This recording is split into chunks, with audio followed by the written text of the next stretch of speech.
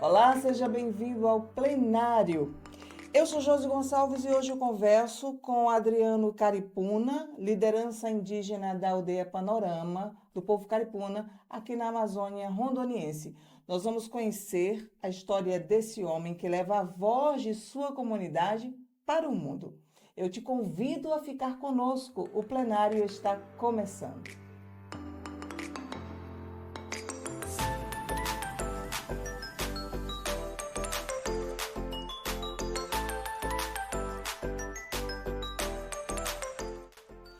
Ele caminha entre duas margens. De um lado, a floresta que lhe deu o nome, o cheiro da terra molhada depois da chuva, o som de um rio que nunca dorme. Do outro, o concreto e o ruído das cidades. A sala iluminada onde se decide destinos que nem sempre olham para o seu povo. Adriano Caripuna nasceu no coração da Amazônia rondoniense, filho da aldeia Panorama, herdeiro de uma língua e de histórias contadas de geração para geração. Cresceu aprendendo que a terra não é posse e que cada árvore derrubada é também um pedaço de memória arrancado. Hoje, aos olhos do mundo, é liderança indígena. Mas antes de ser liderança, é guardião. Guardião de um território onde vivem apenas cerca de 60 pessoas, um povo que já foi numeroso, que hoje é alvo de epidemias, que já foi alvo, na verdade, de epidemias, de invasões e silenciamentos. Ele sabe que cada passo fora da aldeia é uma travessia e que cada palavra dita é uma semente lançada na esperança de que floresça em defesa da vida. Nos últimos anos, Adriano levou sua voz para lugares onde poucas vozes indígenas ecoaram. Falou na ONU, olhou nos olhos de líderes globais e disse que no Brasil, povos originários ainda vivem sob ameaça de genocídio. Criticou o mau uso do Fundo Amazônia e pediu que o mundo não financie apenas discursos, mas ações que mantenham os povos e a floresta de pé. Ele viu a cheia e a seca devastarem sua terra. Sentiu o calor estalar a madeira das casas e a água rarear no poço. E, enquanto isso, grileiros, madeireiros e loteadores avançavam, como se a lei fosse invisível e a vida dos caripunas descartável. Mas Adriano não se dobra, porque para ele resistir não é só defender o território, é defender o direito de falar a língua herdada, de ensinar aos filhos os cantos antigos, de dançar quando a lua está cheia, alta, clara. É defender até mesmo a vida daqueles que ainda não entenderam que a sua luta é também por eles. Este é Adriano Caripuna, um homem que aprendeu a transformar indignação em palavras e as palavras em ponte. Mas quando não há microfones, Adriano, quando não há palcos, quando não há flashes, quem é o homem por trás da liderança? Seja bem-vindo. Em primeiro lugar, boa tarde a todos, a quem está nos acompanhando, e também agradeço pelo momento oportuno, né, como bem você já mencionou. Por trás de tudo isso que você falou, eu sou uma pessoa, um cidadão que tem um coração muito bom, mas eu sei que nesse coração bom a gente precisa continuar lutando em defesa da floresta, que é um patrimônio que não serve só para o povo indígena, citando o meu povo, a qual eu estou representando. E há muitas coisas que precisa ser feito com relação aos inúmeros projetos que nos atinge. Quando eu digo nós, é todos os povos indígenas. Uma delas é esses projetos que devastam o meio ambiente e a floresta pública. Dentro dessa devastação da floresta pública está os povos indígenas.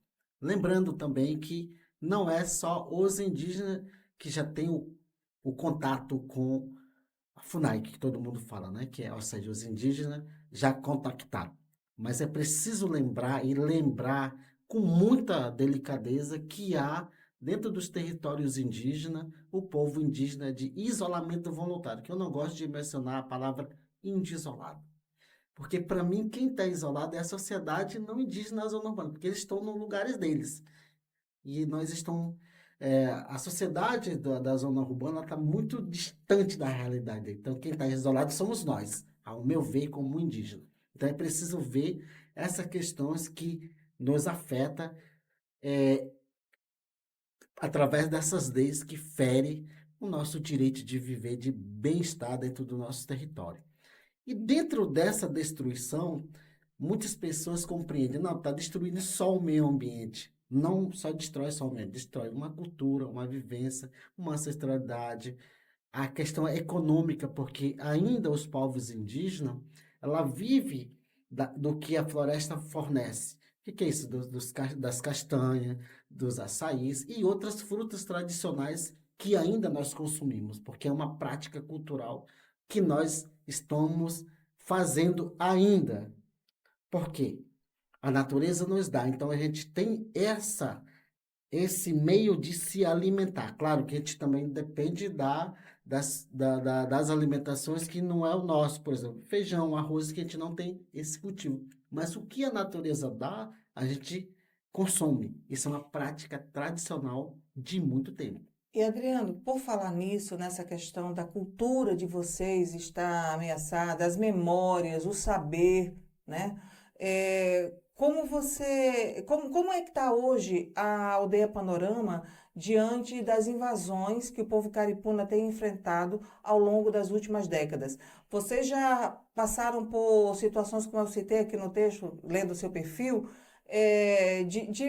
de várias ordens, né? Epidemias e outras coisas que acabaram dizimando. Vocês já foram 14 alguns anos atrás, né? Algumas décadas atrás. Hoje são 60, ainda são poucos, né? E como é que você avalia toda essa invasão, toda essa violência que vocês têm sofrido lá no seu povo, no seu território? Então, o povo caripuna, ela é um povo não é recém-contato, mas é um dos povos que foi o último dos contactados a partir da década de 50 a 70, porque nosso contato foi em 1978, segundo o relatório do SPI, que é Serviço de Proteção ao Índio, que antes não existia a FUNAI.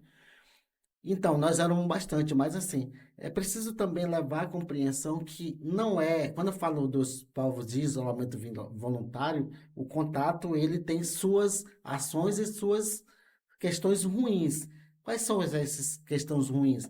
Quando um não indígena contacta, ou seja, tem contato físico, ao se aproxima do povo indígena, que é dito como índio isolado, que eu não gosto de mencionar, ela não está preparado para certos tipos de enfermas infecciosas, como gripe e virais.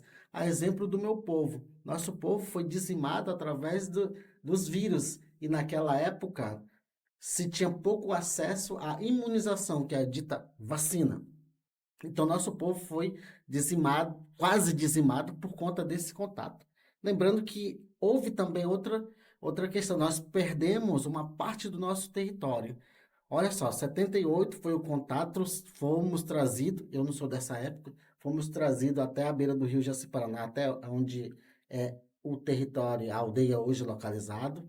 Nesse percurso de trazer do sul da terra indígena caripuna para a beira do rio Jaci-Paraná, muitos caripuna foram mortos por conta de gripe, coqueluche e outras doenças virais, onde restou somente 14. E no passado do tempo, quando chegou na década de 90, chegamos a ser 8. E estava nessa transição de homologação do território. E aí foi homologado o território nos anos 90, exatamente em 1998. E desde essa época começou a questão de outros impactos. Por exemplo, já se falava de construção de vários empreendimentos na questão das hidrelétricas, é bom mencionar, de rodovias vicinais, hoje é dito como vicinais, Então, são essa linha de empreendimento que acarreta nos impactos ambientais, sociais e econômicos. Porque quando se abre falando de rodovia, abre uma rodovia dizendo que ela vai ser uma vicinal, ela causa um impacto. Para a questão da engenharia, parece que não, mas para nós, que nós temos os saberes ancestrais, ela causa um impacto. E outro impacto começa a usar aquelas vicinais para uma porta de caminho para adentrarem dentro dos nossos territórios. Isso não é só do meu território, em todos os territórios indígenas do Estado brasileiro acontece isso. Ou seja, opa, vou entrar porque está próximo da terra indígena. Com o discurso de dizer, não, eu entrei porque eu não vi nenhum marco ou algum limite ou algo que identifique que seja terra indígena, que é a palavra grilagem, terra pública. E nós também sofremos, né, como você bem mencionou, que em 2014 nós sofremos uma inundação muito imensa, onde a aldeia Caripuna perdeu suas casas. E nós ficamos nessa transição de não saber o que fazer. Em 2022, recentemente, há 2 anos atrás, outra enchente. E aí eu chego e digo para as pessoas que me acompanham que o Estado brasileiro é culpado de tudo isso. Porque eu, como liderança, recorri. Inclusive, eu tenho até o print que eu fiz de conversa, procurei o Ministério dos Povos Indígenas, e aí eles falam, não, a gente vai demandar a jurisdição para que a Defesa Civil do Estado de Rondônia dá um subsídio nesse atendimento emergencial. Eu estou falando de 2022. E a única coisa que eu ouvi, não tem orçamento, não tem demanda para esse lugar. E nós, naquela situação. E aí nós fizemos uma gravação, isso de 2022, assim também vai acontecer em 2014, fizemos uma gravação e eu comecei a publicar nas redes sociais, no Instagram, no WhatsApp, e eu pedi apoio de outras organizações de outro estado que nem trabalha conosco, e aonde agora nós estamos vivendo uma resiliência na questão da enchente, que nós tivemos que reconstruir a nossa aldeia, ou seja, vamos para a parte mais alta, onde a água não alcança. Nós estamos passando por uma resiliência, veja só. O impacto.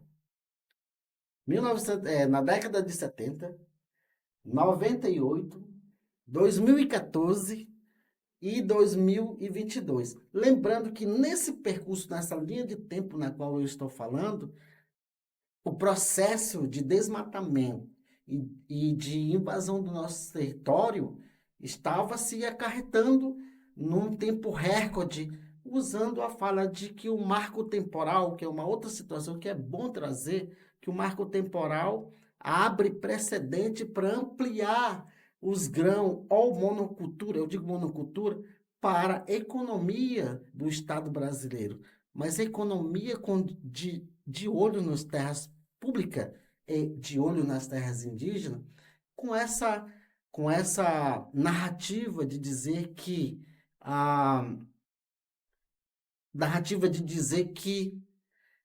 é sustentável fazer esse tipo de desmatamento. Vou fazer uma comparação que, para mim, a palavra sustentável, usando essa garrafa, sustentar é algo que fica sustentado. Olha, o meu dedo está sustentando essa garrafa de água para ela não cair. Mas o que eu vejo, literalmente, que as árvores estão caindo. Então, para mim, não é sustentabilidade, ao meu ver, como indígena. E uma outra situação, desde esta época, eu comecei a levar a preocupação nas Nações Unidas, porque a minha voz no Brasil não estava sendo ecoada, ou seja, ninguém quase não estava nos ouvindo de toda essa atrocidade que estava acontecendo, de desmatamento, da enchente, e esses inúmeros projetos de lei. Inclusive, o marco temporal virou um projeto de lei que, para mim e para vários povos indígenas que defendem a floresta em pé, que é a nossa política de manter a floresta em pé, é inconstitucional. E é inconstitucional. E agora, mais uma recente que, no calar da noite, de madrugada, recentemente aprovou o projeto de lei que é a 2159, que é o projeto de devastação. Então, flexibiliza o desmatamento na Amazônia, flexibiliza a invasão em terra pública. Quando eu digo isso, não é que eu estou proibindo e sou contra. Eu sou contra a dinâmica de destruir a floresta pública. Eu sou contra de destruir a floresta dos povos indígenas, na qual eles estão protegendo. Muita gente fala, mas os indígenas, eles têm muitas florestas, mas eles não dão subsídio nenhum para o desenvolvimento do país, ou do estado, ou do município, ou da economia. Mas a nossa política como indígena não é desmatar, é sim manter. E se você olhar literalmente a questão de manter a floresta em pé, nós percebemos que temos uma visão de mundo diferente dessa visão capitalista. Por exemplo, a gente tem uma visão que todo mundo precisa de respirar o ar puro. Precisamos de beber uma água saudável. Como todos nós bebemos águas. Ah, mas eu tomo uma água industrial. Beleza, você toma uma água industrial, mas ela vem de alguma fonte. Então, essa fonte que está chegando para o consumidor, ela vem da natureza. Então, por muitas vezes, as pessoas têm uma narrativa muito equivocada, e quando fala que o indígena tem muita terra e não está dando subsídio em questão de desenvolvimento do país, é uma reprodução preconceituosa, e é um preconceito estruturado que está na mente da pessoa, mas nós percebemos que a nossa política interna, como povo indígena, na qual eu também sou, não é de destruir a floresta, é sim de manter a floresta em pé.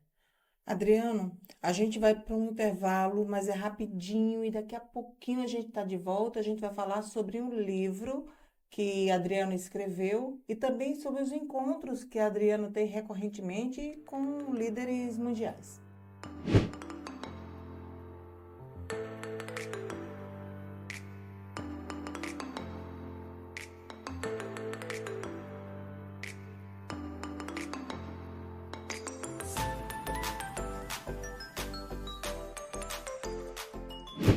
Olá, estamos de volta com o plenário. Eu sou Josi Gonçalves e hoje eu converso com Adriano Caripuna, liderança indígena do povo caripuna aqui em Rondônia.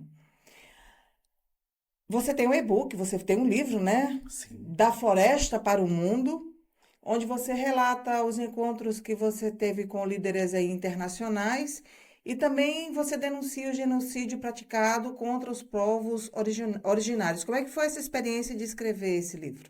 Então, a experiência que eu tive foi uma situação assim, no tempo da pandemia teve um edital pelas Seja o Céu e que abriu várias portas para escrever livro, cântico e audiovisual, só porque eu fugi um pouquinho. Mas assim, e aí eu optei por fazer o livro, porque tinha acabado por conta da pandemia, né?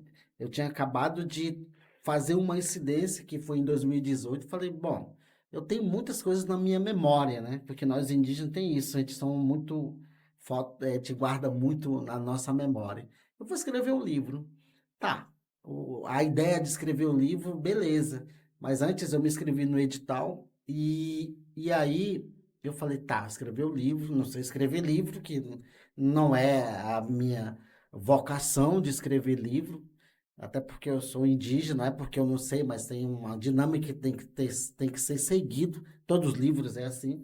Aí eu comecei a pedir apoio das pessoas que já tinham experiência para escrever livro, inclusive uma antropóloga, que é muito amiga minha, mora em São Paulo, hoje ela está no Maranhão.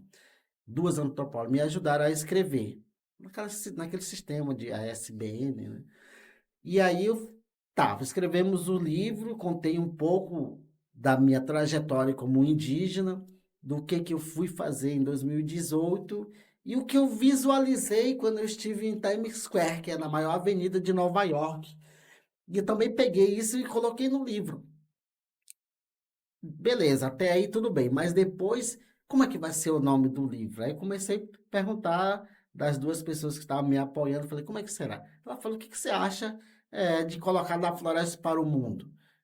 Aí, por que Da Floresta para o Mundo? Eu fiquei assim, pensando, falei, poxa, realmente, eu sou da floresta e de repente eu vim para a cidade, de repente fui para o mundo. Por que para o mundo que eu coloquei o nome a capa do livro? Porque eu não estive só em Nova York, eu estive em vários outros países, levando essa preocupação do desmatamento e falando sobre o genocídio que o Estado brasileiro e estava fazendo com os povos indígenas, exatamente com os caripuna. E sobre isso, você esteve em vários países falando sobre isso, esteve na ONU, esteve no TEDx Amazônia. É, o que moveu você a usar estes palcos internacionais para fazer suas denúncias? Então, o que moveu, porque às vezes, e por vez também, a gente denunciava essa situação com todas as provas, e isso as pessoas faziam vista grossa sobre o desmatamento, sobre a grilagem de terra, sobre inúmeras coisas que estavam acontecendo. Então, a gente pensou numa estratégia. Então, tem algum lugar que alguém vai nos ouvir, pelo menos vai ser sensível à causa. E aí, o que motivou de ir para a ONU, que foi em 2018, onde eu fiz a primeira fala para o mundo. Depois eu tive em Genebra, na Suíça, 2019, no ano seguinte. E eu tive no Vaticano, que o Papa Francisco, que hoje espero que esteja em bom lugar, que já foi a óbito, não está mais conosco, não está mais nessa vida. Ele recebeu o meu povo, exatamente só estava eu, mas tinha vários povos indígenas, onde a gente levou a preocupação do desmatamento na Amazônia. E onde ele falou que é preciso respeitar a floresta. Ele disse numa mesa redonda, inclusive eu tenho foto, está no meu arquivo pessoal. Ele disse: é preciso respeitar a floresta, porque é um ser vivo, mas também respeitar quem vive dentro da floresta. O que ele quis dizer? Que respeite os povos tradicionais e indígenas. E onde eu levei toda essa preocupação, que parece que eu estava sentindo que algo viria de ruim. E veio, de fato. Esse ruim que eu estou dizendo, esses projetos que nos afetam diretamente. Além disso, que nós passamos no ano passado, 2024, a gente passou por crise hídrica. Rondônia passou por uma crise hídrica. A Amazônia secando, como é considerado por muitas pessoas, aos olhos de muitas pessoas, e é verdade, que é a maior fonte de rios da água doce do mundo. A Amazônia secar, então é uma preocupação que nos traz e é bom ter isso como alerta. Até as pessoas que não defendem a natureza, mas é bom ter isso como alerta. Adriano, dessas denúncias que você fez, resultou alguma coisa, essas que você fez externamente, fora do país, teve algum resultado positivo ou negativo aqui? Como isso foi, como chegou aqui, como isso foi visto, que resultados teve? Bom, a questão positiva que teve que ano passado nós tivemos uma desintrusão, que é retirar todos os invasores do território indígena caripuna, que foi a Suprema Corte, exatamente STF, que o Luiz Roberto Barroso, magistrado Luiz Roberto Barroso, que é a DPF 709, para tirar todos os invasores do território indígena caripuna. Mas não é só caripuna, tem 7 povos, 7 territórios que está na lista para ser retirado dos invasores, inclusive o Yanomami, né, que foi uma situação muito triste que ocorreu durante a pandemia, antes da pandemia, ou seja, a situação de Yanomami não é de agora, da década de 80, pelos relatos na qual eu tive a oportunidade de conhecer o grande cacique e pajé, que é o Davi Calpenaba. Tenho muito respeito por ele, por ser uma liderança jovem, na frente dele ser uma liderança muito jovem, que ele está anos-luz na luta.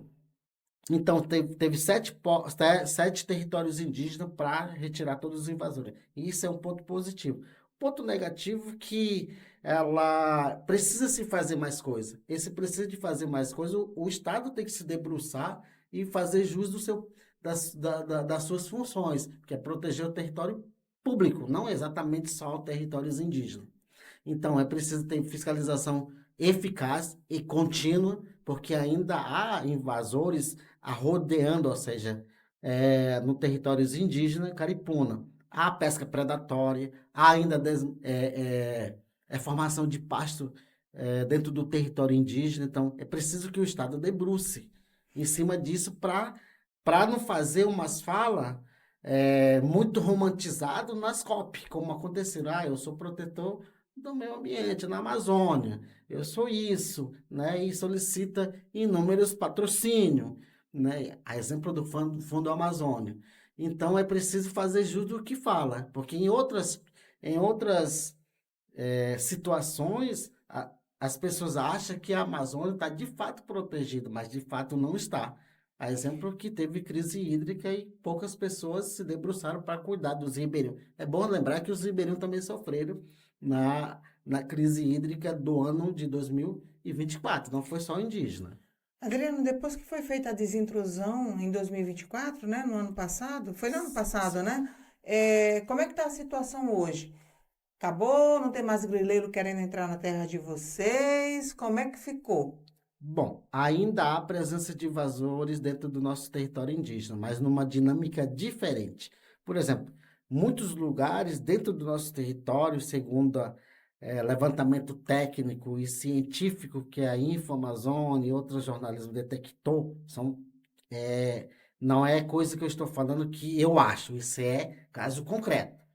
Tá até na página que de 2017 a 2022 o território caripuna foi um dos da Amazônia mais desmatado, que chegou em quantidade de 7.700 alqueires de floresta destruído, com formação de pasto, claro, não tem ainda gado. E hoje a presença desses invasores estão colocando fogo nesses pastos para possivelmente já trazer as criações de gados.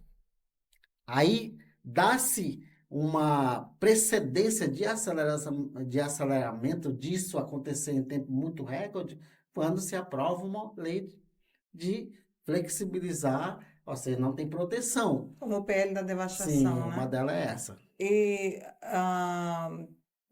vocês têm hoje algum tipo de proteção? Tem Polícia Federal, PRF, alguém dá suporte para vocês?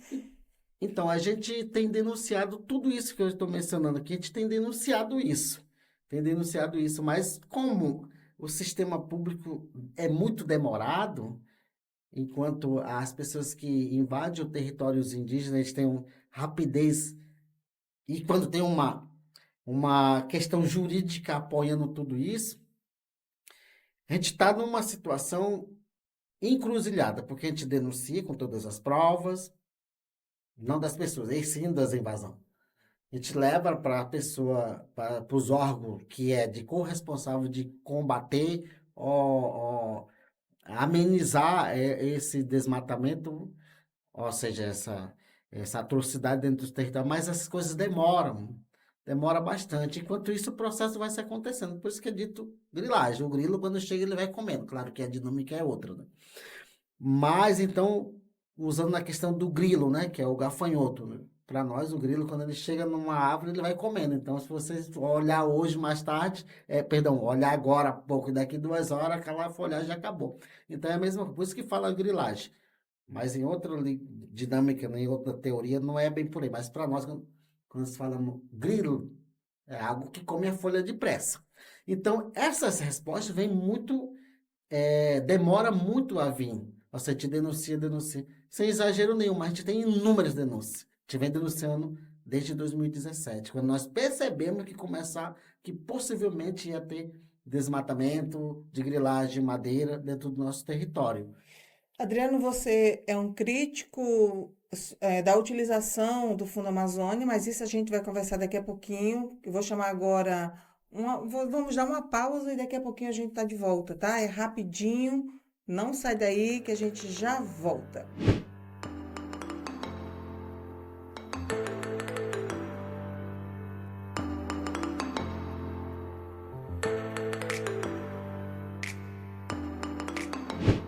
Olá, estamos de volta com o plenário. Eu sou Josi Gonçalves e hoje eu converso com a liderança indígena Adriano Caripuna. Você já mencionou em diversas entrevistas que você deu, nos palcos que você utilizou mundo afora, você já falou muito, fez muitas críticas sobre a utilização do Fundo Amazônia, que é um mecanismo, que deveria ser um mecanismo de proteção. Como você avalia a efetividade desse instrumento na proteção de territórios como o seu, por exemplo, e por que você critica tanto a utilização? Então, quando eu critico o repasse dos países, não exatamente o país e também não o dinheiro. O mecanismo de que forma que vai ser utilizado essa cifra que é valores muito altos. Isso está até na página do BNDES. Quem quiser entrar depois, digite lá Fundo Amazônia barra BNDES e está lá. Está lá quantos países que já doaram, quanto que tem no caixa, assim, valores que já tem no Brasil. Caixa não, corrigindo. E aí, o que que eu faço a crítica? Não porque está repassando, não é isso. Não porque o dinheiro está vindo, não é isso. A minha crítica é na seguinte linha. Para que vai? Primeiro, para quem é que vai esses valores?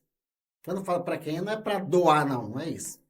Que tipo de projeto que tem em mente para ser implementado para o uso desse recurso?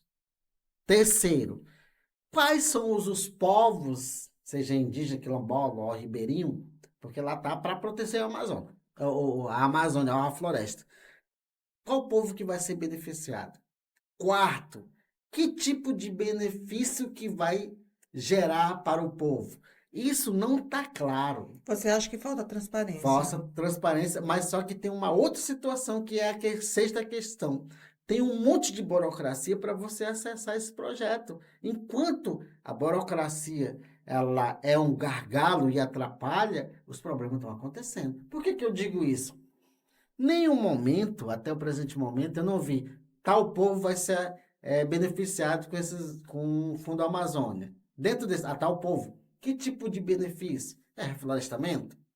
É ampliar a questão cultural, ampliar a questão da agricultura familiar de acordo com a diversidade daquele povo, gerar economia e renda. Isso é que não está transparente. E outra, a maioria dos povos indígenas hoje do Brasil, e exatamente de Rondônia, tem expertise hoje de captar esse projeto. Mas a gente está vendo que uma terceira ou quarta pessoa capta isso, enquanto chega só quando vem, né? Essa questão. Porque tem a burocracia, né? Para ser acessado esse recurso. Então, eu preciso saber dos patrocinadores, porque isso está já no Brasil, esses valores. Eu preciso saber para quem, para onde, quando e que tipo de povo e o que vai ser beneficiado. E tirar essa burocracia.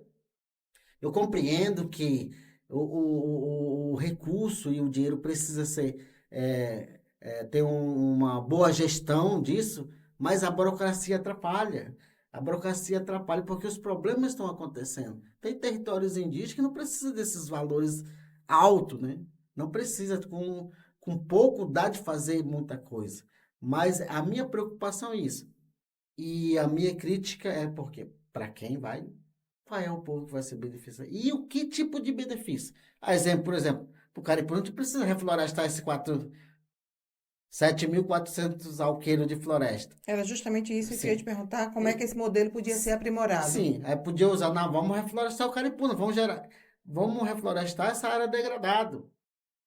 Mas não aparece, vamos reflorestar a área degradada e gerar economia para os indígenas, porque eles sabem como faz. Mas cadê? Uma pergunta, Sim. desculpa te interromper. O povo caripuna já foi beneficiário de algum modo desse Fundo Amazônia? Quando foi? E se você lembra que valores que foram destinados a vocês? Não que eu saiba, não fomos beneficiados. Talvez futuramente, depois dessa entrevista. Né? Então, e aí, assim, vamos reflorestar a área degradada. Vamos gerar economia para esses indígenas. É isso que a gente precisa. É isso. Além disso, não. Os indígenas têm a expertise, só bota muita dificuldade, vamos botar o Estado também para fazer a vigilância e proteção do território. Vamos fazer reaviventação dos limites. O que é reaviventação, para quem não conhece? É reabrir os marcos para dizer aqui é meu território. Dá de fazer muita coisa, mas eu não sei, porque assim, desde 2017, vem se falando desse Fundo Amazônia, mas eu não vi nada de pontuais, de concreto para os povos indígenas. Porque fala lá, proteção da Amazônia. Para mim, proteger é algo que você protege em todas as situações, econômico, financeiro, hum, é, é, o financeiro e também na questão econômico, Social também. social, justamente, proteção do meio ambiente. Então, para mim, proteção, ela não é só uma linha, ela tem suas vicinais que ela amplia tudo isso. Adriano, considerando que vocês estamparam aí várias manchetes, tanto dentro do país como fora dele, é como sendo um dos territórios mais agredidos, mais violados pela ação humana, né? Sim. Aqui em Rondônia, eu acredito que vocês estão aí no topo da. Tanto que você mencionou aqui o quanto a terra foi devastada, né, ao longo dos últimos anos. Hoje vocês têm algum tipo de vigilância, têm algum tipo de proteção? Quem vigia? Olha, hoje a proteção que nós fazemos dentro do nosso território somos nós mesmos. Porque, como eu mencionei anteriormente, que a gente já disse os problemas. E o Estado debruçou o braço. Quando eu digo Estado, não é só o Estado de Rondônia. Então é preciso ver que quem está fazendo alta proteção é o próprio os indígenas, no caso os caripuna.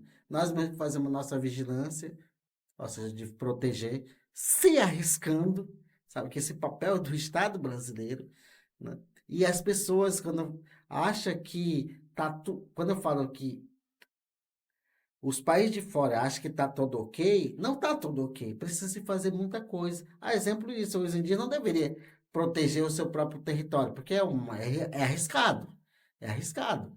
Você ir tentar é, parar aquilo que é ilícito, porque os caras já vão com iminência de destruir tudo, inclusive se não aconteceu, de acontecer um confronto de derramamento de sangue. Então, o Estado que deveria estar na linha de frente.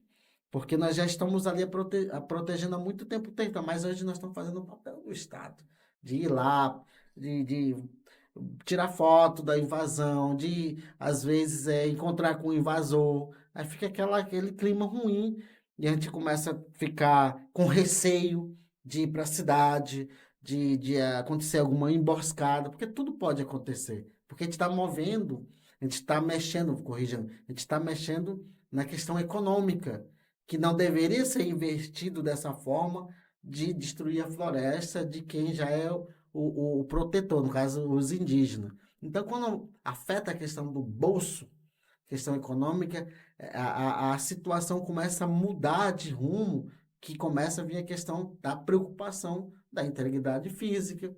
Isso é um fato. A integridade do território, porque ela está desprotegida, não tem nenhuma proteção. Adriano, outro aspecto. A gente viu, por exemplo, com o povo Cinta Larga, que muita gente ali foi seduzido, muitos indígenas foram seduzidos, foram cooptados para trabalhar no garimpo, né, na extração de diamante, até de ouro.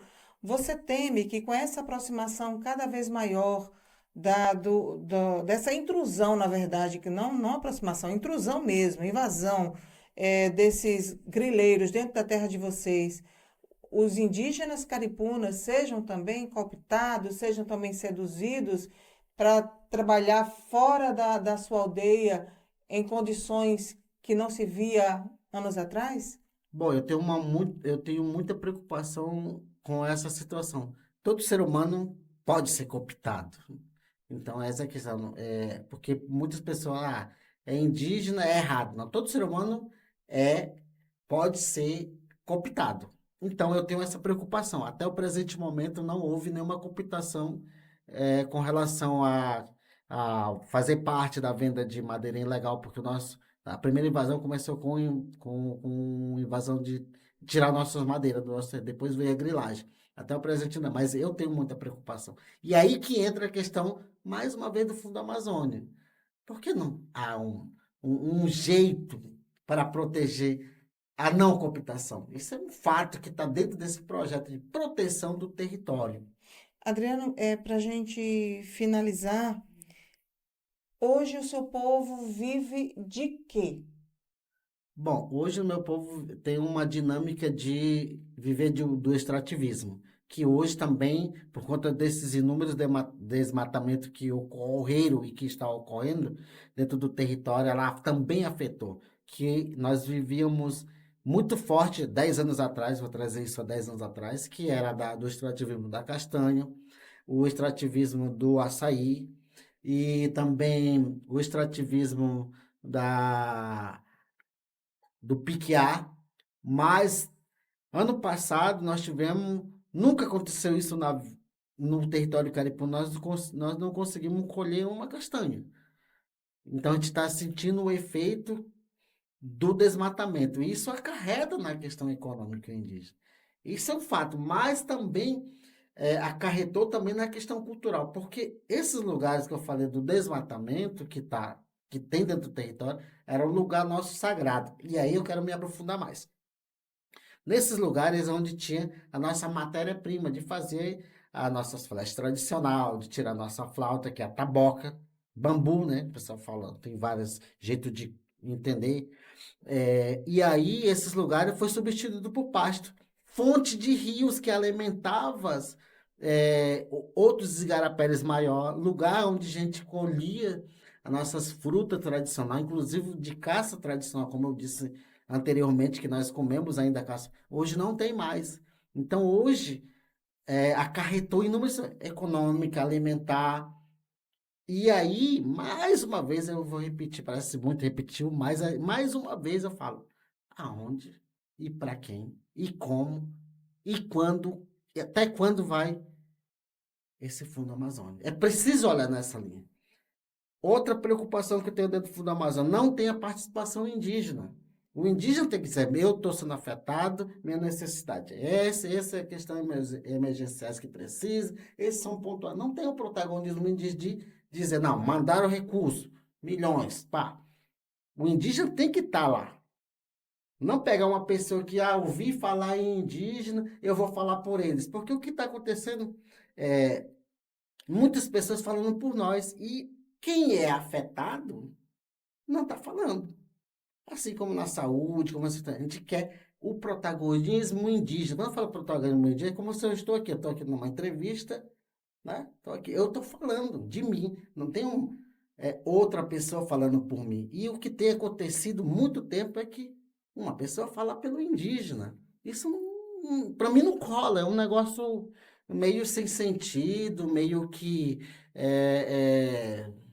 muita questão de romantizar, porque, assim, quem tem que falar é quem está sofrendo. Essa sofrência, esse sofrimento não é só sofrimento emocional, mas sim por conta que está perdendo seu território, que para nós, o território é muito sagrado, levando em consideração a cosmovisão indígena, ancestralidade, mitos, história, crença nossa interno, pagelança, farmacêutico. Claro que o assunto não é esse, mas como eu tenho a expertise de dizer tudo isso como indígena e liderança, eu tenho propriedade para dizer. E outra, eu quero finalizar dizendo a minha fala que eu sou falante da minha língua materna e falo e escrevo e entendo todas as diversas culturas, mas eu só pratico a minha por questão de respeito de outros territórios. Então eu tenho essa propriedade de dizer que eu sou indígena falante do povo Cavarriba, do grupo Arré. Eu falo a língua dos 7 subgrupos que fala a nossa língua, que está dividido nos estados de Humaitá, Amazonas, Rondônia, inclusive até uma parte de Mato Grosso. Eu tenho orgulho de ser falante e escrevo e traduzo a minha língua materna, que é Tupi-Cavarriba. Adriano, para finalizar, gostaria de agradecer imensamente a sua participação aqui no plenário e dizer para você que o microfone é seu, sempre que você quiser voltar, tá? Tiver alguma novidade nessas suas andanças aí, mundo afora. Já estou sabendo que você recentemente foi para Rio, São Paulo, vai para Salvador mês que vem. Enfim, sempre levando aí, ecoando a voz do seu povo nesses lugares para onde você se desloca. O microfone é seu agora para você fazer suas últimas considerações, de repente mandar um recado para os nossos governantes. Fique à vontade. Então, eu quero pedir encarecidamente, quando eu venho me pronunciar, seja na ONU ou em qualquer lugar, é que a gente precisa que as coisas saiam do papel. Eu me esqueci de, não foi dito aqui, mas eu sou acadêmico de direito, então a gente sabe como que funciona a situação. Tem coisas que a gente precisa obedecer à hierarquia dentro desse sistema de governo, mas o Estado precisa estar mais presente. Quando eu digo o Estado estar mais presente, não é ir lá fazer caridade, não é isso. É botar a política pública para funcionar. Educação, saúde, sustentabilidade, questão social. E o judiciário também tem que estar mais presente. Não está dificultando levar, desdenhar, né, as nossas denúncias. Porque quando o indígena, um povo originário, faz uma denúncia é porque algo de bom não está acontecendo. Vou dar um exemplo. Se alguém entrar na casa de alguém aqui na zona urbana, alguém vai denunciar para 190. E aí, alguém tem que, a corporação tem que se manifestar e ir lá para ver em loco. Isso não acontece com a questão indígena. Então, são umas coisas que quase não funcionam. Então, eu preciso que o Estado brasileiro se debruce e faça valer das suas funções, judiciário, social, educação, saúde. E quando eu falo saúde, não é só saúde municipal e também estadual. Quando eu falo do judiciário, não é judiciário exatamente só do Ministério Público, é sim do Estado. Quando eu falo da questão da educação, não é só a educação municipal, e sim também do ensino médio e nível superior. É isso que eu quero que vocês compreendam. Não leve nada para o coração, pessoal. O que eu estou falando é porque os indígenas ainda estão sofrendo muita ameaça por estar perdendo o seu território com essa dinâmica de projeto de devastação da Amazônia. Obrigado. Dado o recado, a gente agradece mais uma vez sua participação, encerra esse episódio por aqui. Lembrando que o plenário é um produto do Voz da Terra, que é um veículo de jornalismo, de comunicação independente, e que o plenário também tem um apoio do Rondônia ao Vivo, é um veículo de comunicação mais acessado em todo o estado de Rondônia. Você vê os episódios no Rondônia ao Vivo e também nas redes do Voz da Terra. Até o próximo episódio.